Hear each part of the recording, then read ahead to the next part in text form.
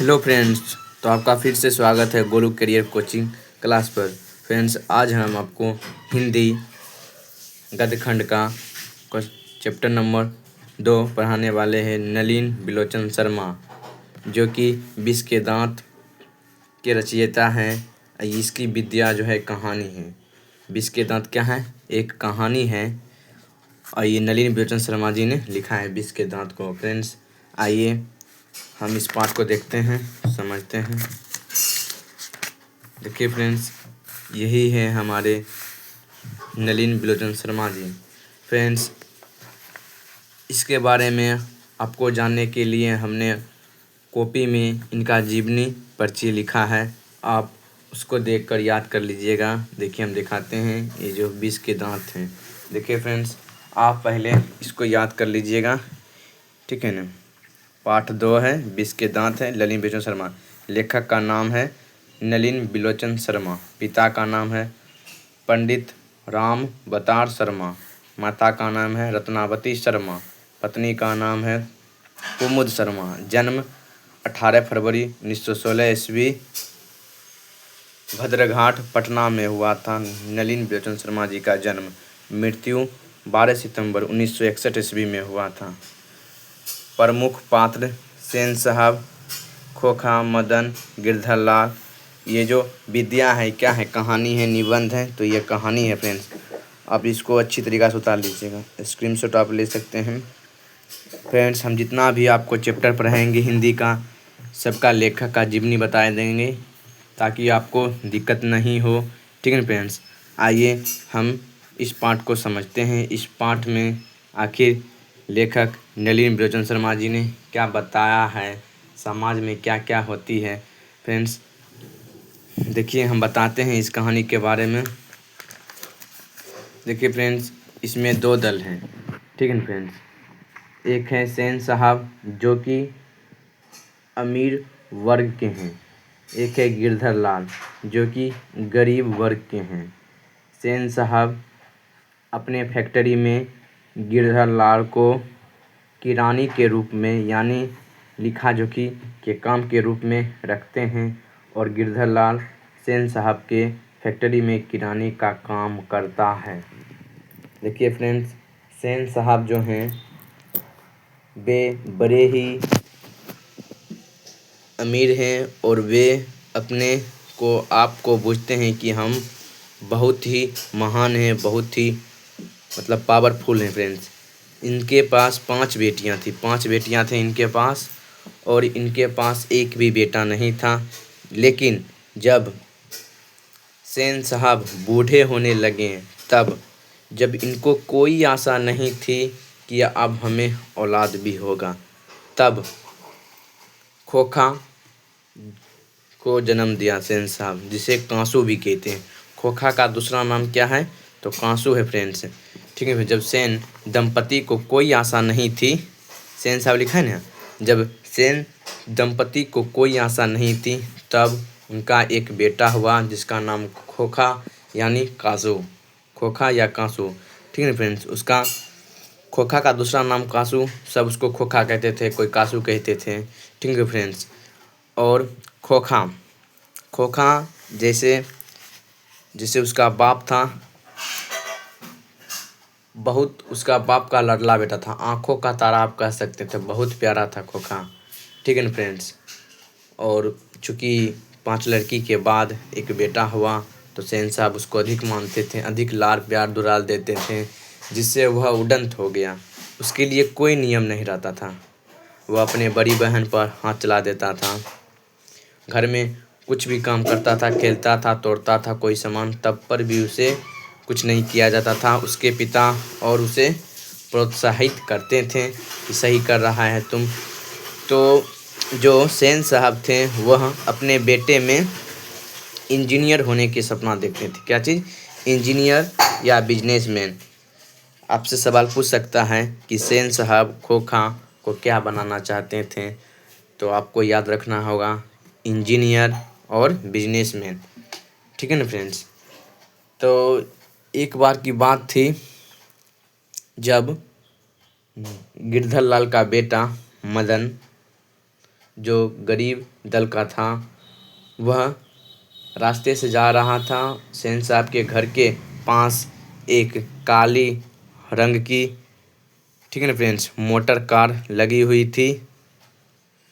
काली रंग की एकदम चमचमाती स्ट्रीमर इंड, समझे ना फ्रेंड, स्ट्रीमर इंड एकदम बहुत बढ़िया सुंदर देखने में लगता था, जिसकी कीमत 7,500 थी, 7,500।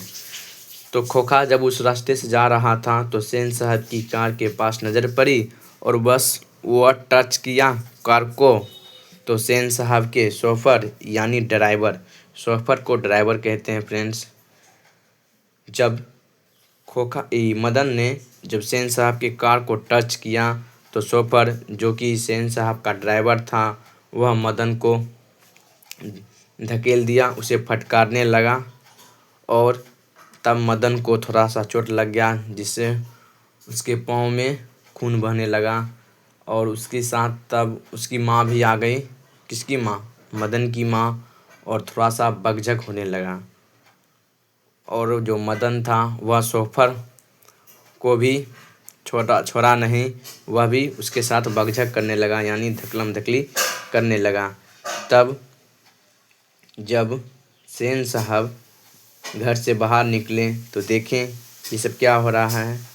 तो सेन साहब अपने शोफर यानी ड्राइवर को बुलाया और पूछा ये सब क्या हो रहा है ड्राइवर। तो बोला, जो शोफर था ड्राइवर, वो सेन साहब को बोले, देखिए मालिक, ये लड़का ने आपको कार को टच किया था। तब सेन साहब का मिजाज तो गर्म था, लेकिन वह थोड़े से महसूस किए और मतलब कि उतना गुस्सा नहीं करके उसकी माँ को, मदन को माँ को बुलाया और मदन के माँ को कहा, अबरी बार छोड़ रहा हूँ, अगले बार ध्यान रखना कि यह गाड़ी के नज़दीक आए ना। इतना कह के तब मदन की माँ उसे मदन को खींचते हुए घर ले गई। तब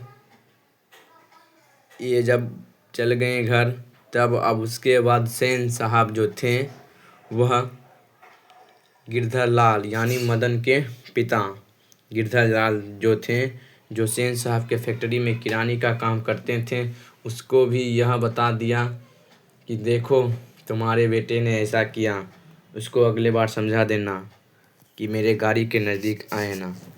तब जो गिरधर लाल थे वह सेन साहब के बहकावा में आकर अपने बेटे को पीट दिए। जब तब ये ख़त्म हुआ बात, तब एक दिन की बात थी कि जब सेन साहब के मित्र लोग उनके घर पर आए थे पार्टी फंक्शन या ऐसे ही मिलने के लिए, जिसमें सेन साहब के मित्र थे जो पत्रकार थे, ठीक है ना। पत्रकार महोदय ने सेन साहब से पूछा कि 2-3 गो आदमी थे वहाँ पर। एक आदमी ने पूछा सेन साहब को, एक आदमी ने पत्रकार महोदय से पूछा कि आप अपने बच्चे को, जो सेन साहब के दोस्त थे, कि आप अपने बच्चे को क्या बनाना चाहते हैं। तो पत्रकार महोदय बोलने ही वाले थे, लेकिन सेन साहब अपना पोथा सुनाने के लिए तैयार हो गए। सेन साहब से पूछा भी नहीं गया, तब पर भी सेन साहब बोलने लगे कि मेरा बेटा खोखा, तो उसको तो इंजीनियर होना है, बिजनेसमैन होना है, मतलब अपने बेटे के बारे में तारीफ़ करने लगे और कम से कम 2-3 मिनट तक बोलते रहे। पत्रकार महोदय जो सेन साहब के मित्र थे वह चुपचाप सुनते रहे। जब फिर से पूछा गया, पत्रकार महोदय से दूसरा व्यक्ति पूछा, उनके मित्र, कि पत्रकार जी, आपका अपने बच्चे के प्रति क्या है, आप उन्हें क्या बनाना चाहते हैं।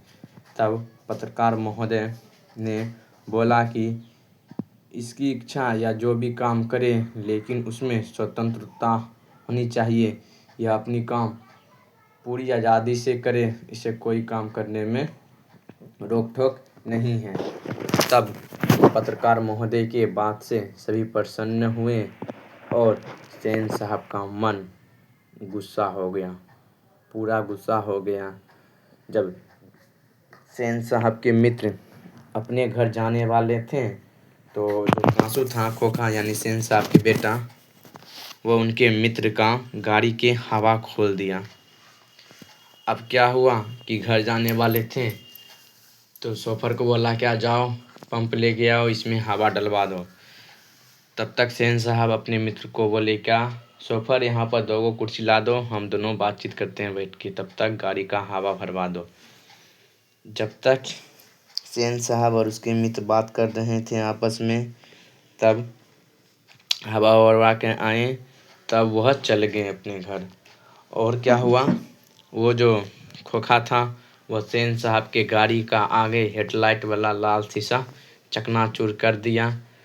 जब सेन साहब देखने गए तो देखा कि एक लाल शीशा हेडलाइट गाड़ी का चकनाचूर है।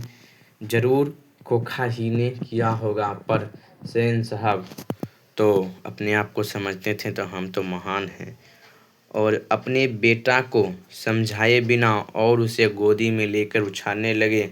वाह बेटा वाह, तुम तो बड़ा अच्छा काम किया। शीशा फोड़ के तुम देखना चाहता था कि उसमें क्या चीज़ लगा हुआ है, क्या है, कैसे बना है, यह 9 तरह बोलते रहें और अपने बेटे को बढ़ावा देते हैं, जबकि वह गलत काम किया है उसे समझाने के बजाय, सजा देने के बजाय उसे तारीफ करने लगते थे। इसी तरह एक दिन की बात थी जब मदन अपने गांव के आवारा गई लड़कों यानी छोकरों के साथ लट्टू नचा रहा था। तो क्या हुआ, जो कांसू था यानी खोखा, वह अपने गली में निकल के घर से आगे की ओर बढ़ गया और देखा कि वह सब बच्चा खेल रहा है। तब जो खोखा और कांसू एक बीच हो गए और खोखा कहता है मदन को, मुझे भी लट्टू खेलना है, लट्टू दो। इस तरीक़ा से बोला। तब मदन जो था वह सभी लड़कों का लीडर था, यानी आप समझते हैं ना, ग्रुप बनता है, कहता है ना ये लीडर है, तो लीडर था, यानी मदन जो कहेगा वही सब बात मानेगा। इस तरीके की कुछ बात थी। और जब खोखा ने कहा मैं भी खेलूँगा लट्टू, मुझे दो, तब मदन ने कहा तुमको नहीं देंगे खेलने के लिए, तुम्हारे बाप का है लट्टू, जा बाप के गोदी में बैठ। इस तरीक़ा से मदन बोला।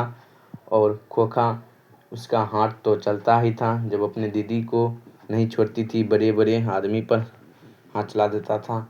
इस तरीक़ा से वह मदन पर भी हाथ चला दिया, एक झापड़ लगा दिया कस के। मदन ने भी तो कम नहीं है, वह भी 2 मुक्का घुसेड़ दिया और 2 दांत तोड़ दिया। तो यह में बताया गया है कि अगर देखिए फ्रेंड, तब वो कांदते कांदते चला गया अपने पिता के पास, और खोखा अपने पिता को बता दिया ऐसा ऐसा बात। और जो सेन साहब थे वह गिरधर लाल, जो उसके फैक्ट्री में किराने का काम करते थे, जो मदन के पिता थे, उसको काम से निकाल दिया। और मदन, गिरधर लाल बेचारा अपने घर में आए थे, और मदन जो था इस डर से कि हम थोड़ा सा गलती करते हैं तो हमें पापा डेली मारते हैं, ज़्यादा पिटाई करते हैं, अब तो हमने कांसू के 2 दांत तोड़ डाले, आज तो पिटाई दुगनी होगी। बेचारा रात भर जंगल में रहा, और जब देखा अब सन्नाटा हो गया है, सुतने का टाइम हो गया पापा मम्मी का, तब वह धीरे धीरे से घर की ओर निकल पड़ा। और घर में जाते ही देखा अंधेरा है, और अंधेरा होने के कारण उसके पाँव से एक लोटा लुढ़क गया और आवाज़ हुई, और गिरधर लाल उसके तरफ मुड़ा और बोला, कुछ नहीं बोला। उसके बाद सीधा आए और उसके गोदी में उठाकर बोला, वाह बेटा वाह, आज तक जो हमने काम नहीं कर पाया तुमने करके दिखा दिया। इस तरीक़ा से कहकर उसे शाबाशी देने लगे और सीने से लगा लिए। और फ्रेंड्स, इसमें जो है कहानीकार बताना चाहते हैं कि अमीर और झोपड़ी वाले की लड़ाई में अक्सर तो जीतते हैं महल वाले, महल और झोपड़ी वाले की लड़ाई में अक्सर जीतते हैं महल वाले, लेकिन अगर सब झोपड़ी वाले एक हो जाएं तो महल वाले की हार हो जाती है। यह बताया गया है कि इसमें देख सकते हैं आप कि कैसे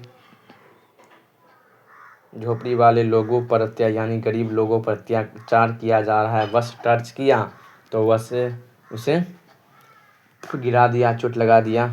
समझे फ्रेंड्स, उस पर मारने के लिए उतार हो गए लोग। कैसे अत्याचार किया जा रहा है, इस तरह से बताया गया है। और इस कहानी का नायक मदन को ही माना गया है फ्रेंड्स। अगर आपसे कोई पूछेगा ललित बिरजू शर्मा जी की कहानी जो 20 के दांत है, उसका नायक कौन है, इसका नायक जो है वो मदन है। क्योंकि मदन एक गरीब लड़का है और खोखा क्या है, अमीर है। वो अपने घमंड में चूर चूर रहता है, लेकिन मदन ने उसके 20 के 2 दांत तोड़ दिए। इसलिए इस कहानी का नायक कौन है, मदन है। तो फ्रेंड्स, हम ये कहानी एकदम पूरी तरीक़ा से बता दिए हैं। आप इतना नहीं भी पढ़िएगा तो आपका क्वेश्चन बन जाएगा, गारंटी लेते हैं। जितना था हमने बता दिया है फ्रेंड्स। और जो हम तो बता दिए थे, सेन साहब की जो कार की रंग थी काली थी, स्टीमर इंद्र थी एकदम चमचमाती काली फ्रेंड्स, जिसकी कीमत 60,000 थी, यानी 7,500 रुपया। ठीक है ना फ्रेंड्स। शोफर किसको कहा जाता है, ड्राइवर को। तो इसी तरीक़ा से यह कहानी समाप्त होती है। हम अब इसका सब्जेक्टिव और ऑब्जेक्टिव क्वेश्चन आपको बताएंगे। जय हिंद फ्रेंड्स। अपने दोस्तों में भी शेयर करें इस सेशन को, लाइक करें, कमेंट करें, जो डाउट हो वो चैप्टर का नाम लिख दें फ्रेंड्स। थैंक यू फ्रेंड्स, जय हिंद।